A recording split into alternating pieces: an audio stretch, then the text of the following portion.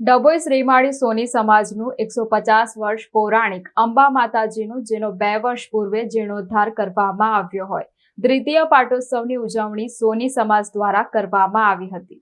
આ પ્રસંગે મોટી સંખ્યામાં સોની સમાજના આગેવાનો ઉપસ્થિત રહ્યા હતા। વહેલી સવારથી જ ધાર્મિક કાર્યક્રમો સાથે નવચંડી યજ્ઞ વિદ્વાન બ્રાહ્મણોના વૈદિક મંત્રોચ્ચાર સાથે પૂર્ણ થયો હતો।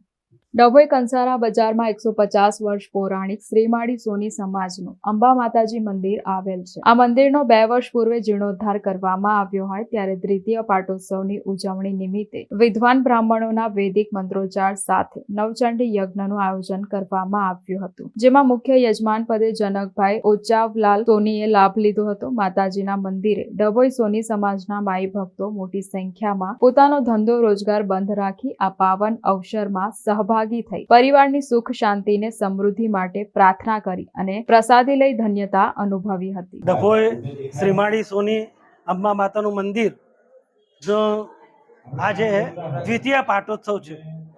આ મંદિર 150 વર્ષ પુરાણું છે। એનો 2 વર્ષ પૂર્વે એનો જીર્ણોદ્ધાર કરવામાં આવ્યો અને માતાજીની પ્રાણ પ્રતિષ્ઠા કરવામાં આવી। સોની સમાજનું આ ખૂબ જ જૂનામાં જૂનું મંદિર છે અને આજે એનો જે પાટોત્સવ છે તે નિમિત્તે નવચંડી કરવામાં આવી છે અને એમાં મુખ્ય યજમાન જનકભાઈ ઓચાવલાલ સોનીએ લાભ લીધો છે અને સહયજમાન તરીકે મિતેશભાઈ રામી અને રાકેશભાઈ સોની એ સહયજમાન તરીકે એમને લાભ લીધો છે। આ મંદિર કંસારા બજાર ટાવર પાસે આવેલું છે અને સોની સમાજના સહયોગથી દર વર્ષે ધામધૂમથી પાટોત્સવ કરવામાં આવે છે। એ નિમિત્તે ધ્વજારોહણ કરવામાં આવે છે।